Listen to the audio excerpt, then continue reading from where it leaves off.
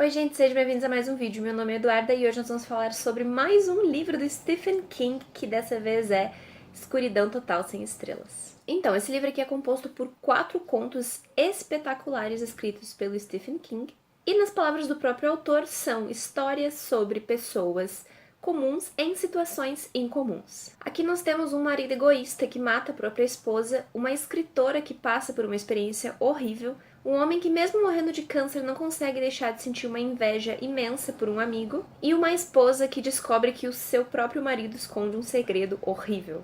Eu vou falar então rapidamente sobre cada conto para quem ainda não leu, mas se você já leu, comente aqui embaixo qual o seu conto preferido de Escuridão Total Sem Estrelas. Acredito que exista outro homem dentro de cada homem. Um estranho, um homem conivente. Eu acredito que, em março de 1922, quando os céus do condado de Hemingford estavam brancos e cada campo estava coberto de neve lamacenta, o homem conivente dentro do fazendeiro, Wilfred James, já tinha julgado minha esposa e decidido seu destino. Era uma justiça de sentença de morte.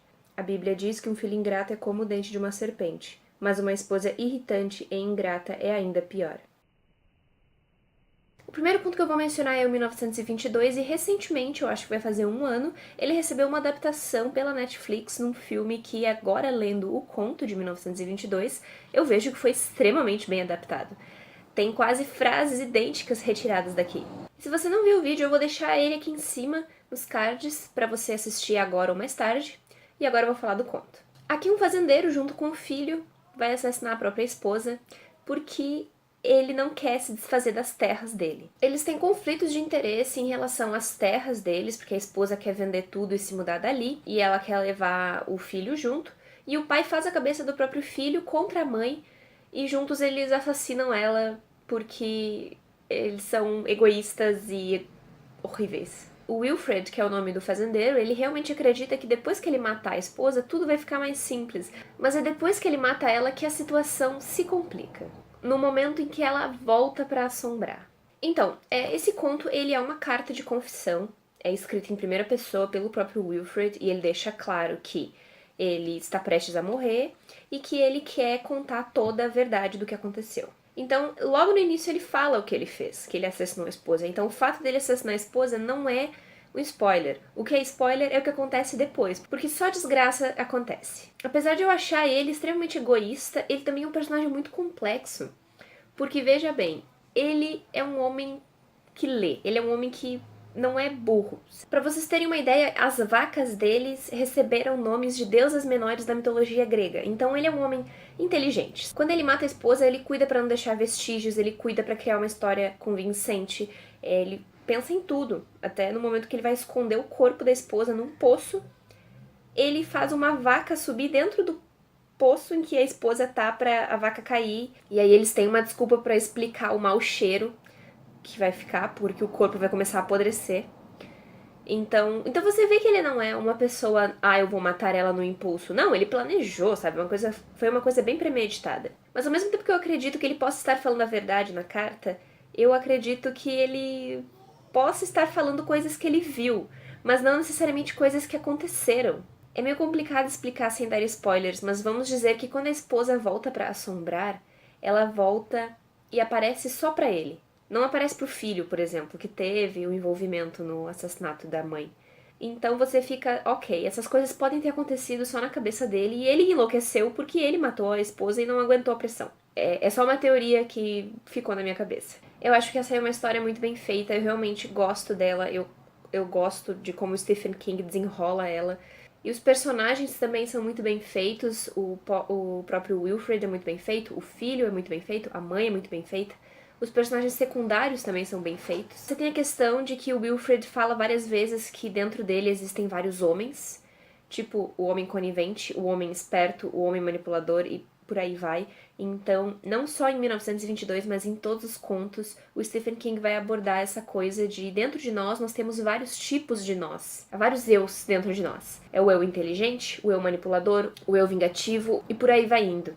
Então você tem meio que uma abordagem meio superficial sobre as pessoas têm várias personalidades dentro delas, então você nunca chega de fato a conhecer uma pessoa, como a esposa achava que conhecia o marido, mas é óbvio que ela não esperava ser assassinada por ele. Então é uma história muito boa, eu gosto desse conto. Os acontecimentos se desenrolam muito bem. A escrita de Stephen King tá muito boa, eu acho que ele escreve muito bem em primeira pessoa. E eu gosto muito dessa história. Com um grito rouco, Tess saiu do bueiro e ficou em pé em um instante, as roupas grudadas no corpo da cintura para cima, nua da cintura para baixo.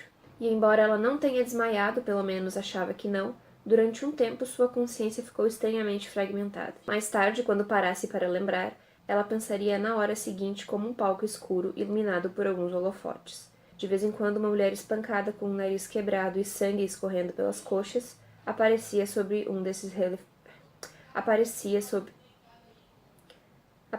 sob um desses refletores e depois voltava a desaparecer na escuridão. O segundo conto desse livro se chama Gigante do Volante e é uma história muito pesada, gente, é muito pesada mesmo. Envolve estupro. Aqui, uma escritora chamada Tess é convidada para fazer um evento em uma cidade próxima à sua e ela aceita. Na volta, por indicação de uma pessoa que estava no evento, ela pega um atalho.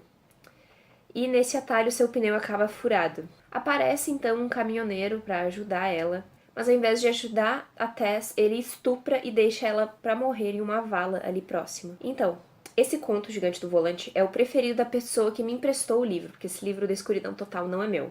Como é que eu posso dizer? É muito forte, gente. Esse conto é bem forte. Como eu falei antes, tem a questão do estupro, mas não é só isso. A questão do psicológico da personagem que é estuprada, a Tess, ela é muito bem feita. O Stephen King deve ter feito uma pesquisa muito boa, porque ele aborda o trauma de uma maneira que deixa muito clara a paranoia e o estado psicológico totalmente quebrado que a pessoa fica após passar por uma experiência como essa. E não é só depois que acontece a coisa, é enquanto está acontecendo o estupro também. Ele já vai trabalhando o psicológico da personagem. Vai desde o momento de perceber o que aconteceu com ela, de assimilar o que aconteceu com ela, até o instinto de sobrevivência dela. Porque ele estupra ela, ela apaga no meio disso, mas ela meio que acorda quando ele tá indo deixar ela na vala. Então ela pensa, eu preciso fingir que eu tô morta. E é assim o resto do conto inteiro. Ela espera um tempão até ter certeza que ele foi embora, mas ela ainda não tem certeza porque ela tá paranoica. Ela consegue sair dali, ela dá um jeito de chegar na casa dela, mas durante todo o percurso ela fica pensando, ele vai aparecer, ele vai me encontrar, ele vai me matar, ele vai me estuprar de novo, sabe? Ela fica nesse estado constante de alerta que simplesmente é muito triste de ver e você fica agoniado enquanto você tá lendo esse conto. E algumas pessoas podem se perguntar, nossa, como é que ela pôde fazer isso depois que ela foi estuprada, sabe? Por que ela agiu desse jeito? Porque ela consegue escapar do gigante do volante, e ela simplesmente volta pra casa e não quer contar pra ninguém o que aconteceu. E você fica, nossa, por que ela fez isso? Mas o próprio psicológico da Tess já explica pra você por que ela fez isso. Então, é uma história complexa, é uma história que tem esse trigger warning que eu tô dizendo pra vocês, tem estupro, que pode ser um gatilho pra alguns. E em determinado momento nós também temos a questão das várias personalidades abordadas aqui, porque você tem a Tess antes do estupro e a Tess depois do estupro. Então, depois do estupro, você descobre a Tess escritora, a Tess inteligente, a Tess meticulosa, a Tess vingativa e por aí vai indo. Que são personalidades que nem ela sabia que ela tinha. E ela faz coisas que nem ela sabia que ela era capaz de fazer. E o final é sensacional, gente. Sério, muito bom esse conto, eu adorei. Merdas acontecem e às vezes milagres também. O terceiro conto, então, se chama Extensão Justa e vai contar a história de um homem chamado Streeter e ele tá morrendo de câncer. Ele então, em uma tarde, após voltar da quimioterapia, ele acaba conhecendo o Sr. Odabi, que, nossa, melhor nome possível que o Stephen King poderia ter escolhido para um personagem.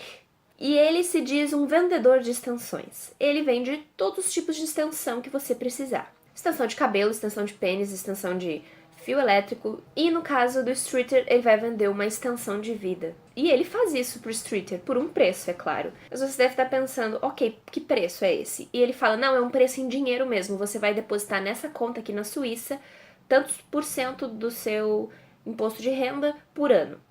E é isso. Mas não é apenas isso. Existe também uma outra parte que envolve uma pessoa que ele odeia. Então, por algum motivo, quando você pede uma extensão pro Sr. Odabi, eu não sei se vale só pra extensão de vida, você precisa oferecer também um nome de alguém que você não gosta, que você odeia. No caso do Streeter, é o seu melhor amigo, que teve tudo, aparentemente. Tudo que o Streeter não teve, ele tem. E a partir disso, nós vamos vendo o que vai acontecer na vida do Streeter. Então, gente, esse é o conto mais curtinho do Escuridão Total Sem Estrelas, e ele é legal. Eu achei ele muito engraçado. Na real, não é engraçado. Eu não sei explicar. É meio humor negro, sabe? Você vai ter esse personagem que é extremamente egoísta, que ele odeia o melhor amigo dele por um motivo extremamente idiota, que você olha e pensa e... cara, eu não acredito que você odeia o seu amigo por causa disso, sabe? Ai, muito nada a ver. Muito ego, sabe? Ele é muito egoísta. Mas é assim que a história se desenrola e eu preciso avisar que o final, ele é meio anticlimático. Mas ele é meio diferentinho também. Porque não tem uma mensagem esse conto. É bem aquilo... É bem a questão de, milagres acontecem e às vezes coisas ruins acontecem também, sem uma explicação aparente. O que também é irônico, se você parar pra pensar. Ele é bem desesperançoso, assim, justamente por não ter uma mensagem de, você não pode odiar o próximo, porque senão alguma coisa vai acontecer com você. E pelo menos aqui nesse conto não é bem assim. Às vezes o que pode ser um milagre pra uma pessoa não é um milagre pra outra, e por aí vai. Então não tem um conto... Não é um conto com uma mensagem muito legal, muito de esperança. Na real, talvez nem tenha mensagem, mas enfim.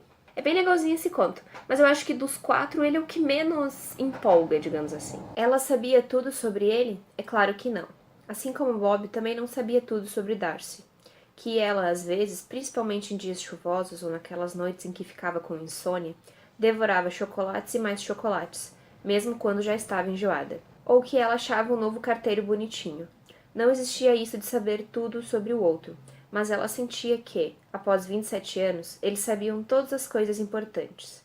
Era um bom casamento, um dos cerca de 50% que continuavam sólidos depois de tanto tempo. Ela acreditava nisso com a mesma determinação que sabia que a gravidade a prenderia ao chão quando ela andasse pela calçada. Até aquela noite na garagem. O último conto que compõe, então, Escuridão Total Sem Estrelas é O Bom Casamento, que eu acho que foi o meu favorito entre todos. Eu gostei muito de Gigante no Volante e eu gosto muito de 1922, mas eu acho que O Bom Casamento foi o melhor pela situação em que a personagem Darcy, que é a protagonista, foi colocada. Que é uma coisa que eu acho muito interessante, que eu sempre quis saber. E aqui você então tem a Darcy e o Bob, que são casados há 27 anos. E aqui então você tem a Darcy e o Bob, que são casados há 27 anos e um ótimo casamento. Não havia do que reclamar. Até que uma noite, enquanto seu marido está viajando, a Darcy vai mexer nas coisas da garagem e ela encontra um segredo horrível envolvendo o marido, que eu não vou falar aqui, porque é legal você ler o conto e ter a surpresa que eu tive. Então, eu acho que a frase que eu falei no início do vídeo sobre esse ser um livro de pessoas comuns em situações incomuns se aplica muito bem a esse conto. Por quê? Porque o segredo que o marido da Darcy tem é bem chocante, considerando que eles passaram tanto tempo juntos e ela nunca notou isso. Então, quando você descobre junto com ela o segredo do marido, você fica... E agora, o que ela vai fazer? Eu acho que é isso que move o conto. Porque você fica, ok, e agora? É uma situação muito complicada, muito delicada, e que, novamente, a questão da personalidade é abordada aqui. Em todos os contos ela é mencionada em algum momento. Não diretamente falando, é claro, mas indiretamente. Eu realmente gostei de como ele se desenvolveu e de como ele terminou também. No geral, aqui, Escuridão Total Sem Estrelas vai apresentar vários personagens se deparando com situações que vão fazer outras facetas deles próprios se revelarem, bem como facetas de outras pessoas que eles achavam que conheciam. Algumas expectativas aqui podem ser subvertidas, algumas pessoas podem gostar disso ou não, mas pessoalmente eu acho que eu gostei dessa subversão de algumas quebras de clichê. Então foi um livro que me agradou bastante. Certo, gente, foi isso. Você que leu o livro, por favor, não esqueça de comentar aqui embaixo qual o seu conto preferido. E foi isso. Muito obrigada por ter assistido até aqui. Eu espero você em um próximo vídeo. E tchau, tchau!